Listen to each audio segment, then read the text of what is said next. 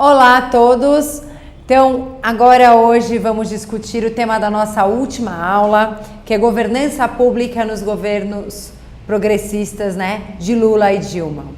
Para iniciar a nossa aula, vamos primeiro entender um pouquinho o que é esse conceito de governança pública, Da onde ele surge? Na verdade, o conceito de governança pública, ele vem de um conceito desenvolvido no setor privado, que é o conceito de governança corporativa.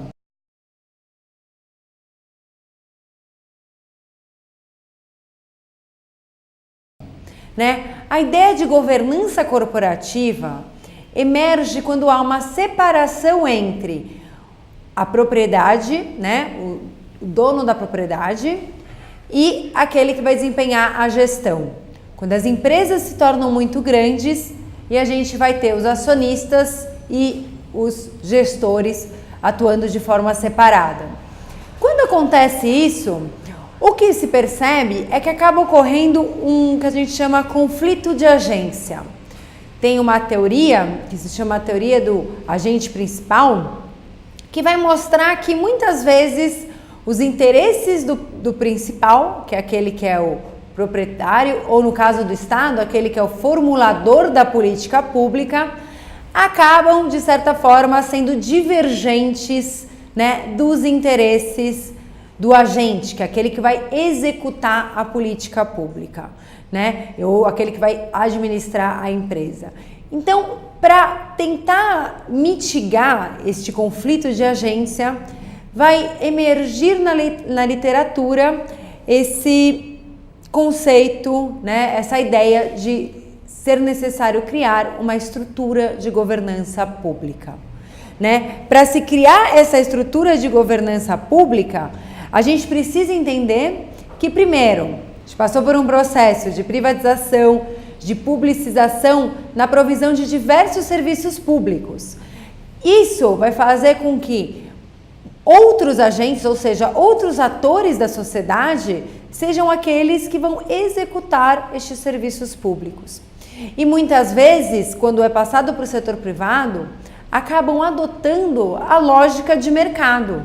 Mas é necessário entender que os usuários dos serviços públicos, eles são cidadãos. Então, a estrutura de governança pública emerge um pouco para tratar, dessa ideia de cidadania, inserir os conceitos de cidadania e de democracia nessa nova estrutura mais complexa que vai se formar no Estado contemporâneo, com a participação de outros atores na provisão dos serviços públicos. Antes de eu falar um pouquinho mais da governança pública, eu vou indicar para vocês um link do Tribunal de Contas da União, que é um vídeo bem rapidinho explicando para vocês o que é governança pública e quais são os mecanismos de governança. Então, como bem coloca Matias Pereira no seu texto, esse Estado indutor mediador, que é formado agora com essa sociedade em rede, com a nova tecnologia da informação e com a participação de atores do terceiro setor e do segundo setor, do setor privado, na provisão de políticas públicas, precisa estabelecer mecanismos de accountability, controle, transparência e equidade. O que significa cada um desses conceitos, que vão ser a base aí da estrutura de governança pública, a qual a gente vai ver que vai ser muito desenvolvida, no período do governo Lula e governo Dilma. Então, primeiro ponto, o que a gente quer dizer por equidade, Equidade é a mesma coisa que igualdade? Não, não é. Equidade é diferente de igualdade. Equidade significa eu entender que os atores envolvidos na provisão dos serviços públicos, na verdade, os usuários são diferentes. E pelo fato deles serem diferentes, é preciso tratá-los de forma diferente para que haja uma igualdade na provisão dos serviços, para que haja uma igualdade de direitos. Então, vou te dar um exemplo para ficar um pouco mais claro. Estamos falando da questão da saúde. No seu bairro tem uma unidade básica de saúde, uma UBS, na qual todos os cidadãos daquela região podem frequentar. Para que todos os cidadãos tenham, né, o acesso igual àquela UBS, o que é preciso fazer? É preciso, por exemplo, que essa UBS esteja adequada para receber, por exemplo, um cadeirante, quem tem uma deficiência física, né? Se essa UBS não está adequada para receber aquele com deficiência física, ela não está provendo um serviço igual para todos. Então, é este conceito de equidade que é importante a gente levar em consideração quando a gente está falando de governança pública. Um outro ponto-chave da governança pública é um conceito de accountability. O conceito de accountability, ele tem algumas definições. Bom, a primeira definição de accountability, quem vai trazer para a gente, é Guilherme O'Donnell, um cientista político. E o Guilherme O'Donnell vai falar o seguinte: existem dois tipos de accountability, né? Accountability, essa palavrinha em português, ela é traduzida normalmente por responsividade. Fala, olha, tem duas formas de accountability: a accountability vertical e a accountability horizontal. O que ele está querendo dizer com isso? A accountability vertical, ela vai ocorrer quando? Quando há eleições, né? Então, o processo eleitoral é um processo no qual os cidadãos podem punir ou premiar o mandatário, né? É um processo no qual eles exercem a accountability vertical, vendo se foi um bom governo ou um mau governo, reelegendo ou não um candidato. Agora, a accountability horizontal ocorre quando há uma vigilância de poderes, né? Um termo lá conhecido, que já vem bem de antes ali da ciência política, o tal do check and balances. Quando você tem uma estrutura, né, de peso e contrapeso institucional, né? Então você tem um legislativo que controla um executivo, um judiciário que também exerce um papel aí de controle, né, de fiscalização desses outros entes do governo. Então, essa é a ideia de accountability horizontal. Mas a literatura vai avançar no sentido da accountability e vai falar, olha, além da accountability vertical e horizontal, existe uma terceira forma de accountability nas democracias modernas. Essa terceira forma é chamada de accountability societal. O que quer dizer por accountability societal? Accountability societal é o controle social, ou seja, é aquele que a população, né, a sociedade faz por meio de ações, de movimentos sociais, né, influenciando aí a política pública, participando da formulação, né, na avaliação da política pública, sem ser pelo processo eleitoral, né? Então vai falar assim, olha, a accountability societal, ela ocorre em diversos momentos da democracia, né? Não podemos deixar a democracia limitada a somente o processo eleitoral pela accountability vertical.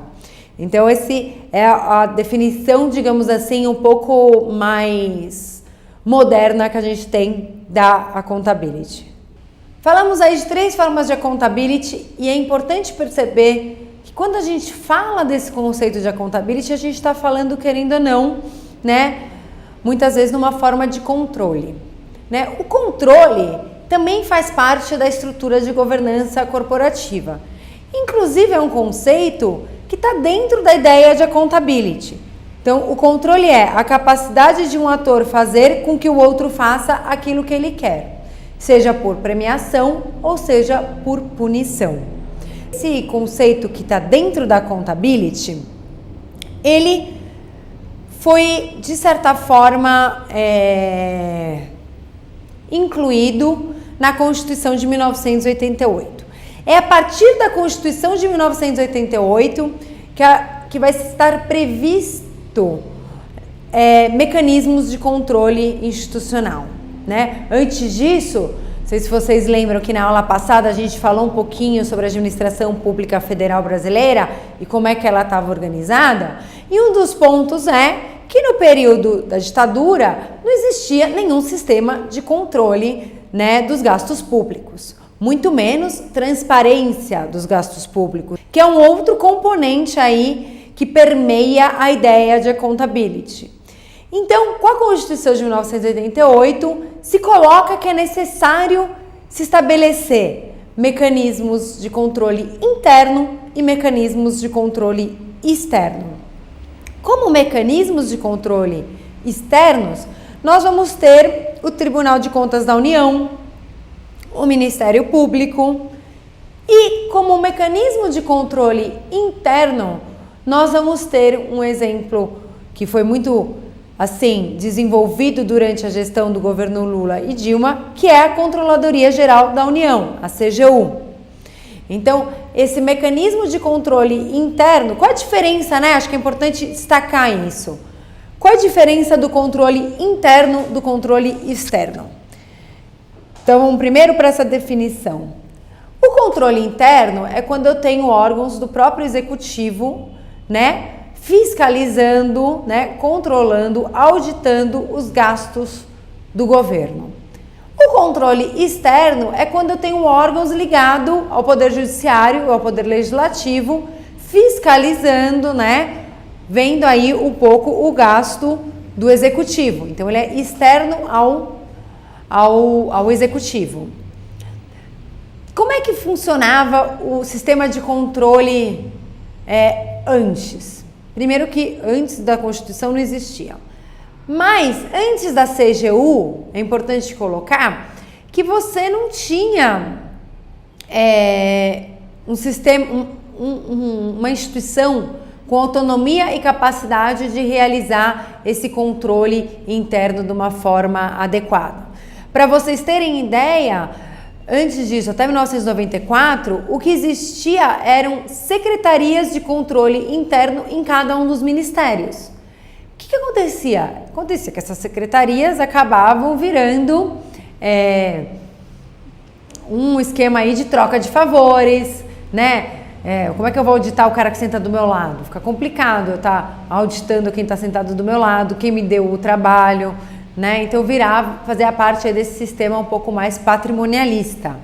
Então essa reforma e a criação da CGU vem aí com um passo muito importante que as gestões do PT trouxeram, né, para o desenvolvimento da democracia, para a expansão da democracia. Ainda tem um outro ponto importante, que é a questão da transparência, que é um mecanismo chave na prestação de contas e para o desenvolvimento do controle da accountability, né? Sem transparência fica complicado se realizar o controle dos gastos, né? E o próprio accountability com os cidadãos.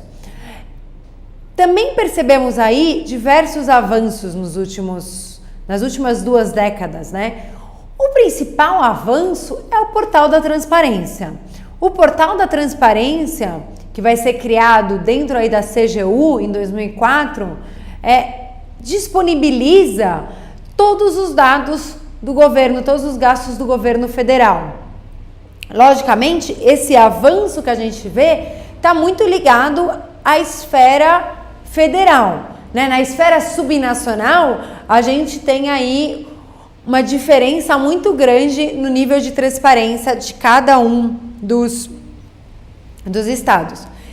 Estados e municípios. E ainda percebemos outra coisa, né? Que muitas vezes há um avanço num governo em termos de transparência, criando, vamos dizer assim, um website que disponibiliza mais informação para os cidadãos, e depois você vê um retrocesso, né? Essa experiência, digo como usuária aí da cidade de São Paulo, que você percebe as mudanças que houve dentro do próprio site da Prefeitura de São Paulo com as mudanças de gestões, né? E como é que algumas gestões abrem mais os dados e outras menos.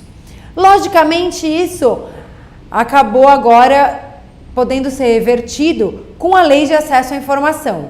A aprovação da Lei de Acesso à Informação vem nesse sentido de expandir a transparência, né, e melhorar os mecanismos de prestação de contas e accountability em todas as esferas nacionais. É uma lei recente, né? Ela foi aprovada em 2012 ou 2013, se eu não me engano. Então a gente ainda vai ter que ver até que ponto essa lei vai ser realmente implementada, né? Porque, como a gente já falou na outra aula, o Brasil é bom em fazer lei para inglês ver, né? Tem que ver se as leis vão chegar a serem realmente executadas, implementadas em todos os níveis, em todas as esferas, né?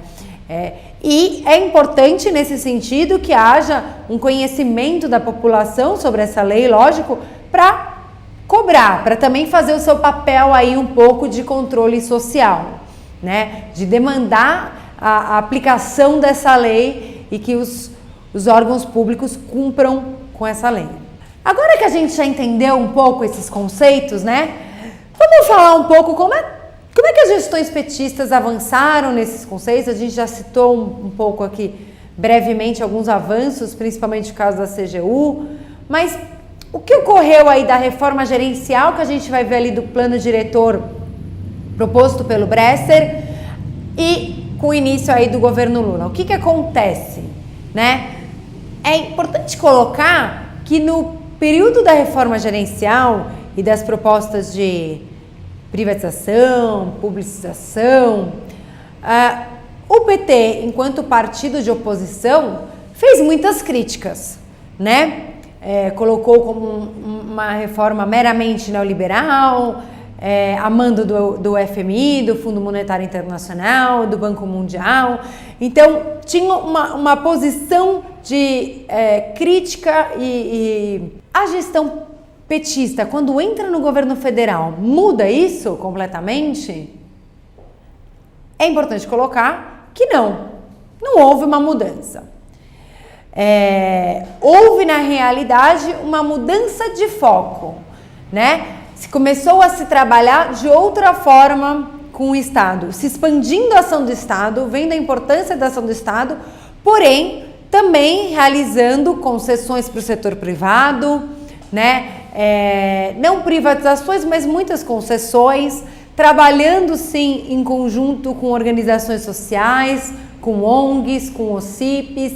Então, de certa forma, se percebe, né, no governo que tem uma mudança não só do Estado, mas tem uma mudança da sociedade, né? Há no processo democrático uma demanda dessa sociedade de participar mais das políticas públicas, né? E participar a partir ou influenciando o processo de formulação, fazendo advocacy, ou implementando parte dessas políticas públicas, né? O próprio governo percebe que não tem braço para implementar tudo aquilo que desejava, que precisava de apoio, precisava de parceria, estabelecer parceria com outros entes, né? Tanto parceria com o setor privado, quanto parceria com o terceiro setor. Então, a gente vai ver o desenvolvimento de diversas políticas realizadas pelo governo federal exatamente com esse caráter, um caráter de uma sociedade em rede que vai contar com a colaboração e a coparticipação de muitos atores. Só para citar alguns exemplos, eu acho que vale a pena, na verdade está lá como bibliografia obrigatória, né? Vale a pena vocês lerem, né, o texto do Clary, né, junto com outros autores. Neste texto, ele vai mostrar muito essa nova concepção da política pública, né, do papel do Estado e como é que o Estado começa a envolver outras esferas de governo, né, desde os estados e municípios, como também outros atores sociais. E vai citar para a gente 3 políticas públicas que são bons exemplos nesse sentido. Uma dessas políticas é a ampliação do SUS, o Sistema Único de Saúde, né? O SUS, que foi criado com a Constituição de 88, ele acaba descentralizando a sua implementação para a esfera municipal. E para isso, a esfera municipal necessita estruturar parcerias horizontais com outros atores. E aí a gente vai ver uma expansão, por exemplo, de organizações sociais ligadas à saúde atuando em parceria com o SUS. Então é um exemplo que foi concebido anteriormente, mas que se mantém aí no governo Lula e Dilma, até mesmo se expandindo, né? Porque tem um foco importante na saúde nesse período. Agora a gente está vendo um pouco de retrocesso, né? Com cortes nos gastos da saúde, e em outras áreas também. Um outro programa que ele cita é a Rede Integrada de Equipamentos Públicos e Segurança Alimentar, que é ligado ao Ministério do Desenvolvimento Social, que, a partir da gestão de cozinhas populares, bancos de alimentos e cozinhas comunitárias, consegue também agregar muitos atores sociais na implementação dessa política pública, né? Um segundo exemplo de uma política pública que mostra essa nova estrutura social e a inclusão desses atores. Por último, ele vai citar o exemplo do programa Territórios da Cidadania, que é um programa que vai conseguir unir esforços tanto da esfera estadual, municipal, quanto unir diversos municípios em ações em conjunto com outros atores sociais. Além desses exemplos, eu acho que vale muito a pena a gente discutir, né? Porque esses exemplos estão focando muito nessa questão da expansão da participação do Estado. Eu acho que vale muito a pena a gente discutir aqui a modernização que houve dentro da CGU, né? Da Controladoria Geral da União. Embora a CGU tenha emergido, né, com outro nome durante a gestão FHC, após os escândalos de corrupção de 99, né, se chamava Corregedoria Geral da União, que é criada em 2001. Em 2003, né, com a nova lei durante o governo Lula, que ela vai ter um caráter muito mais independente, com uma atuação mais autônoma. É interessante a fala do primeiro ministro da CGU, o Valdir Pires, que ele vai falar: a mudança de corregedoria para controladoria é muito importante, pois corregedor submete a ideia do corregedor-mor, que atuava no tempo do Império, para benefício do rei e não da população.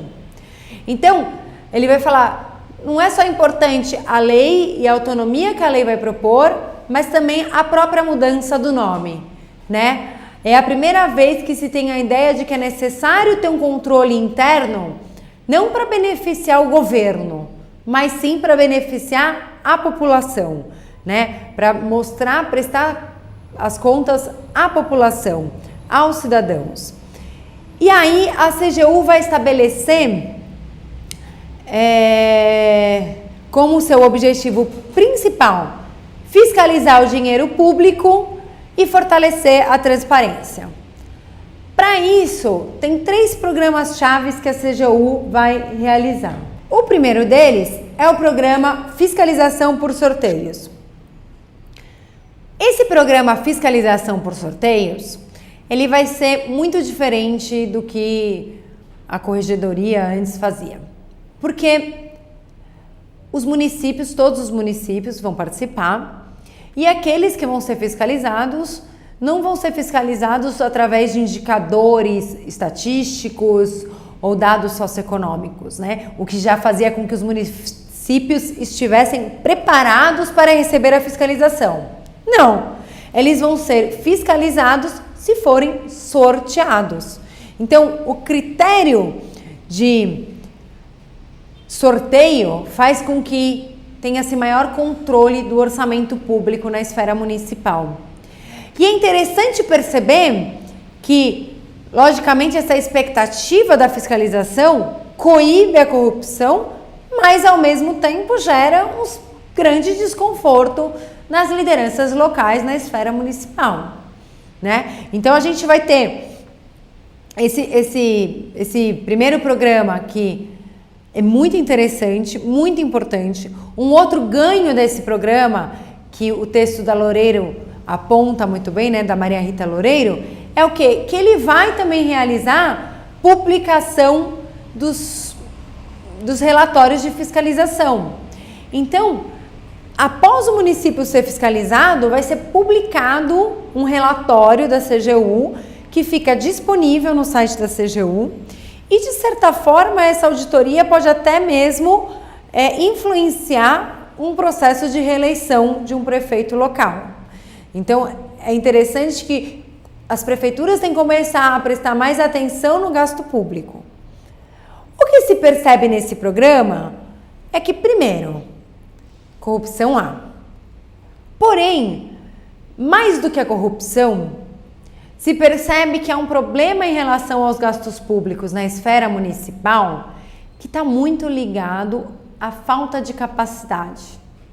Ou seja, não há conhecimento na esfera municipal de como se deve utilizar o orçamento público.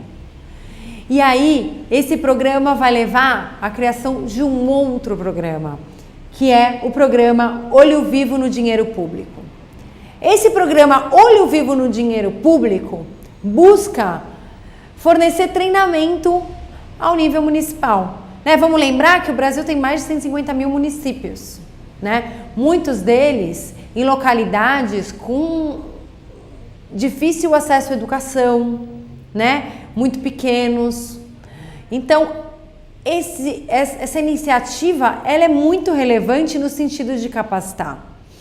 Logicamente que são cursos rápidos, a crítica principal é essa, olha, são cursos muito rápidos, 2, 3 dias. Independente disso, é muito interessante, Já foram atendidos mais de 1.000 municípios e 15 mil conselheiros municipais a partir dessa iniciativa. O que faz com que melhore, o uso do recurso público, Gera um aprimoramento nos gastos do recurso público. Então, a fiscalização leva a identificar o que, olha, o problema do Brasil maior, a nível local, é a corrupção? Não, é um problema, mas não é esse o nosso maior problema. O nosso maior problema é que temos gestores nessas prefeituras que não sabem como usa o dinheiro, que não sabem como, por exemplo, pedir um dinheiro para o governo federal e numa área que ele está precisando, não sabe que tem um processo que ele pode participar para conseguir uma verba, não tem ideia de como deve ser gasto esse recurso uma vez que ele chega, o que ele pode utilizar, o que ele não pode utilizar. Então, é muito interessante nesse sentido esse programa. Então, uma outra área que a CGU também vai expandir muito a participação é na questão do controle social. Embora não seja um dos principais objetivos da Controladoria Geral da União, ela vai ampliar a participação da sociedade civil, Tem algumas iniciativas muito importantes nesse sentido. Uma delas é a criação de um conselho que vai fazer parte 10 membros do Estado, como pessoal da CGU, da TCU, do Ministério Público, do Ministério das Relações Exteriores, da Fazenda, Casa Civil, Planejamento, AGU, etc., com 10 membros da sociedade civil, a BONG, Transparência Internacional, OAB, Conferência Nacional dos Bispos, Instituto Etos, Associação das Igrejas Evangélicas. Então, se vai estabelecer esse conselho como uma forma o quê? De estabelecer o controle social. Então, é muito interessante o incentivo que ela vai dar à participação social. Também vai começar a estabelecer conferências de debate. Para vocês terem uma ideia, foram mais de 837 conferências realizadas junto com a sociedade civil e o governo para discutir diversos temas, entre eles a lei de acesso à informação. Um outro tema que foi muito debatido aí dentro do âmbito dos conselhos e das conferências da CGU foi o financiamento público de campanha. Então a gente começa a ver alguns resultados aí na questão do controle social com incentivo da CGU. Logicamente, a participação dessas entidades em termos institucionais é forte, mas a participação da sociedade ainda está aquém. O próprio texto da Maria Rita Loureiro coloca isso, que a gente tem um déficit participativo na sociedade brasileira, Existe uma falta de tradição democrática, digamos assim. as pessoas não têm essa cultura de participação diretamente, né? De participar não só no momento da eleição, mas participar no controle da gestão. Não somente vendo, vamos dizer, a TV e falando, ai, olha que corrupção que tem, mas realmente fiscalizando os órgãos, cobrando deles ações, indo, né, nas conferências, levando demandas, cobrando. Então, a gente ainda tem uma cultura participativa de controle, em termos de controle, muito baixa. Eu acho que é muito interessante, por exemplo, vocês que estão aí, darem uma olhada, né, no site do Portal da Transparência. Né? Querem ver, por exemplo, estão estudando um tema, vão estudar um tema, Bolsa Família. Né? Como é que está aí os gastos do Bolsa Família? Né? Você entra no Portal da Transparência, portaldatransparencia.gov.br, todas as informações referentes a esse programa vão estar lá disponíveis. Então, assim, é muito importante a gente começar a fiscalizar mais, a se utilizar um pouco dessa informação que hoje é de fácil acesso. Não é necessário você comprar um jornal, né? Tá na internet, tem muito fácil acesso para vocês olharem. O fato da CGU ter atuado aí também nessa área do controle social, né, ou da accountability societal, é interessante também pelo fato dela ter, de certa forma, saído daquele modelo de instituição insulada, né, daquela ilha de excelência autônoma que trabalha muito bem, mas não envolve, vamos dizer, o resto da sociedade, não envolve os outros atores sociais, né? Na verdade, a CGU, ela é um exemplo aí de uma instituição que conseguiu estabelecer parcerias, né, com diversos atores e também desenvolver o capacity building, né? O treinamento, capacitar vários níveis de governo e vários atores. Então, isso é um outro aspecto interessante aí da gente olhar da CGU, que é um pouco diferente do padrão que tínhamos visto em outras instituições mais autônomas no governo federal e que tinham um papel assim de excelência, de ilhas de excelência. Um outro ponto que eu acho que é relevante a gente trabalhar quando a gente vai falar aí dos governos progressistas, de qual forma ele tinha, né, na realidade, trabalhado com o Estado, é a questão do servidor público, né? Olhando o gráfico, vocês podem perceber que a gente teve uma queda muito grande no número de servidores públicos durante o governo Fernando Henrique e que vai voltar a crescer a partir de 2003, né? Um dos principais motivos dessa queda foi a demanda por aposentadoria compulsória, né, que foi realizado durante esse período, e também a estratégia do governo Fernando Henrique, como colocou o Bresser Pereira naquele Roda Viva, era o quê? Focar nos servidores do núcleo estratégico, né? Esses servidores do núcleo estratégico deveriam fazer parte do quadro do governo e ter um emprego estável, né? Aqueles que não eram do núcleo estratégico não deveriam fazer parte aí do Estado, porque iria gerar um custo a mais para o Estado. O que a gente percebe, e aí olhando um pouquinho o outro gráfico, é que mesmo com esse aumento na quantidade de servidores públicos nas gestões petistas, a gente não tem um aumento dos gastos em relação ao PIB, né? Não há um desequilíbrio fiscal, o crescimento em relação ao PIB. Por que não há um desequilíbrio fiscal? Primeiro, é importante colocar que a gente tem um período de crescimento do país, né? O PIB, nos anos aí de 2003, 2004 até 2014, tinha um crescimento significativo. Então, se mantém uma taxa de 5% do PIB os gastos com pessoal dentro do governo federal. Então, a gente consegue, mesmo aumentando a quantidade de servidores, manter a mesma taxa de 5% em relação ao PIB.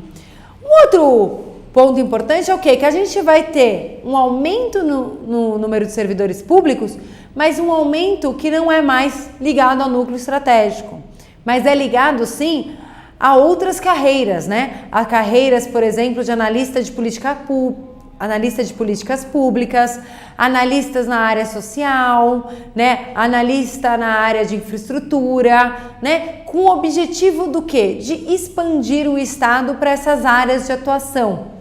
Porque tinha uma preocupação muito grande desses governos de se gerar não somente o desenvolvimento econômico, mas também se diminuir a desigualdade social. Então, foi muito importante uma ampliação nos programas sociais durante esses mandatos, o que necessitou que houvessem mais servidores atuando nessas áreas.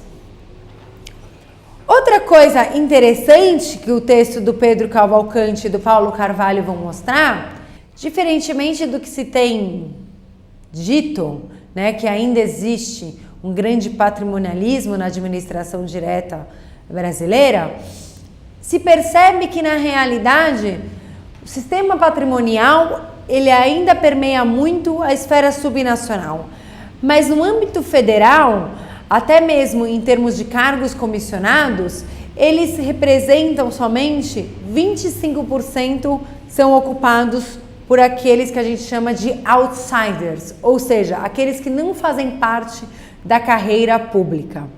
O restante dos cargos comissionados são ocupados por servidores públicos concursados, né? Logicamente, esses servidores acabam às vezes sendo transferidos para outros ministérios, outras autarquias, né? Tendo promoções por esse período aí que eles são comissionados, mas a maioria, né, dos cargos comissionados, 75%, é composta de servidores públicos. Então, esse trabalho é muito interessante por mostrar também vamos dizer assim, um mito que tem aí, ou um discurso que tem permeado muito os meios de comunicação, que é a questão que houve um emparelhamento do Estado com outsiders, né, com pessoal somente do PT, que não fazia parte do Estado, que não estava envolvido nas políticas públicas. Na realidade, somente 25% faziam parte dos cargos comissionados, né? O termo cargos comissionados faz parte da direção e assessoramento superior, né? São qualificados como os DAS. A carreira do DAS, ela tem 6 níveis, né?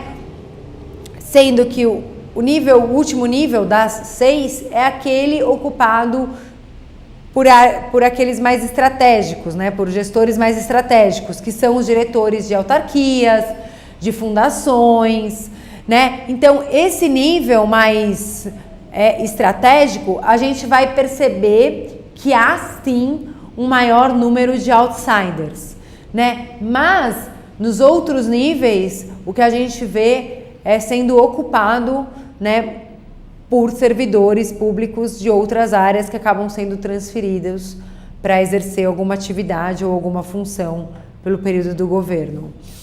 Uma outra coisa importante que esse trabalho vai trazer é mostrar também como houve, de certa forma, um maior equilíbrio na questão de gênero. O gênero feminino ocupando mais espaço na alta hierarquia, né? Nas posições de das 5, 4, 3, das 6, que seria a de diretor, ainda tá, né? Ainda tem uma maior representatividade o gênero masculino, né? Então a gente, mesmo no governo Dilma, que foi um governo que de certa forma se atentou e se preocupou, né, em incluir mais mulheres aí na alta direção, né, na sua cúpula, né?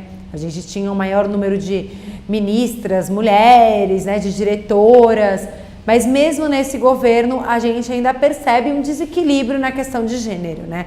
A questão de gênero é um problema muito sério, não somente dentro do Estado, mas a própria política, né? Se a gente for analisar o Congresso brasileiro, o nosso Congresso é uma maioria enorme composta pelo gênero masculino, né? O número de mulheres no Congresso ainda é muito aquém.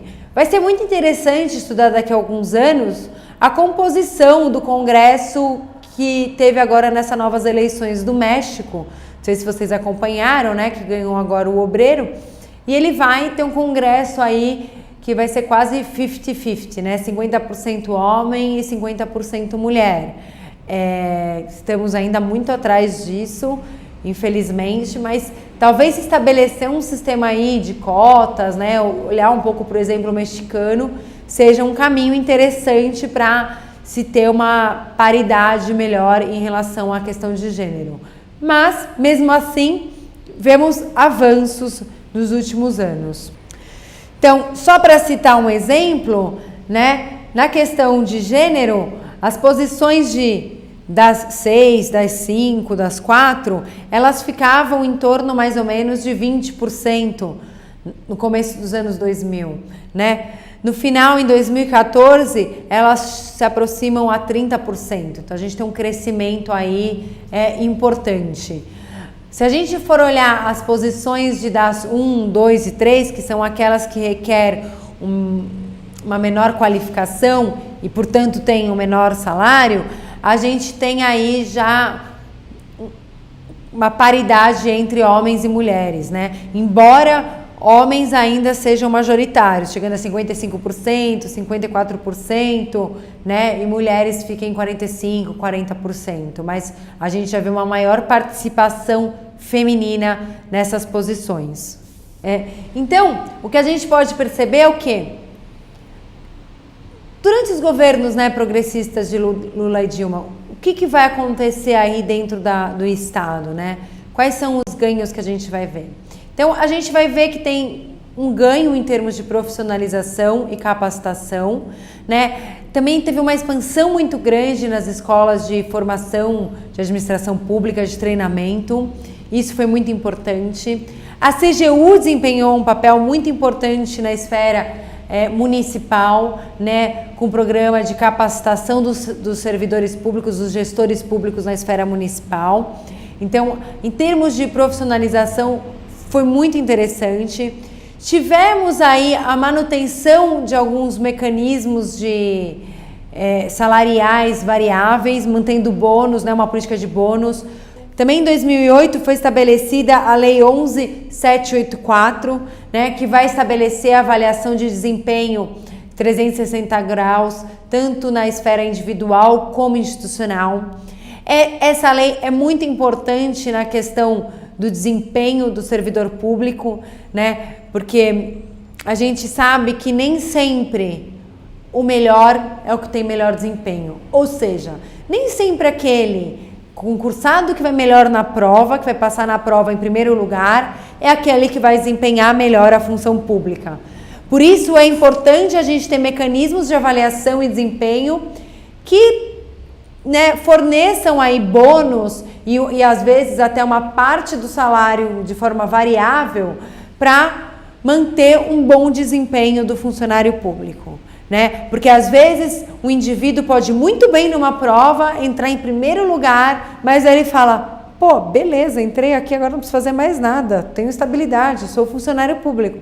E não é esse, né, o papel que deve cumprir o servidor público. Então é importante que existam sim algumas métricas de desempenho, né? E isso foi um ganho aí que veio da nova administração pública, a qual foi internalizada pela gestão progressista e colocada em prática em algumas esferas com mais sucesso do que outras, né? A gente sabe que tem alguns mecanismos de desempenho que são contraproducentes, né? Para citar um exemplo, na administração estadual de São Paulo, por exemplo, tem uma avaliação de desempenho dos professores, que o professor que tem o melhor desempenho é aquele que mais aprovou alunos, né? Isso faz com que todos os alunos sejam aprovados, mesmo sem aprender, Para quê? Para que o professor seja bem avaliado, colocado como, ai, olha que desempenho ótimo e receba o seu bônus.